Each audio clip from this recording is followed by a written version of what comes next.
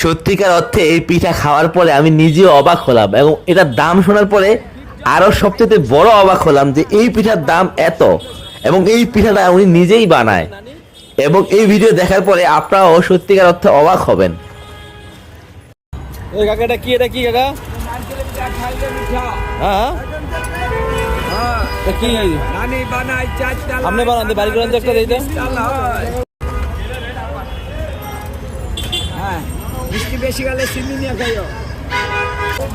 কত করে 20 টাকা পিস। 20 টাকা পিস। বানান কি আপনি বানান?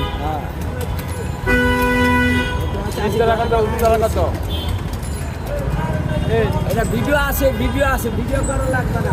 পৃথিবীর লোক চিনে ডিপজাল বেটা 10 টাকা ছিল আর দুতলা খাইরন সুন্দর। এখন আমি খায়া টেস্ট করে দেখি কি অবস্থা। দাঁড়ান। সত্যিকার অর্থে আমি যখন এই পিঠাটা খাওয়ার পরে আমি আসলে অবাক হলাম যে এই পিঠাটা আসলে অনেক মজা, এবং পরবর্তীতে শুনতে পারলাম যে এই পিঠাটা এই জায়গাটাতে আসলে অনেক জনপ্রিয়। এই চাচাও অনেক জনপ্রিয়, অনেক আগের থেকে এই পিঠা বিক্রি করে।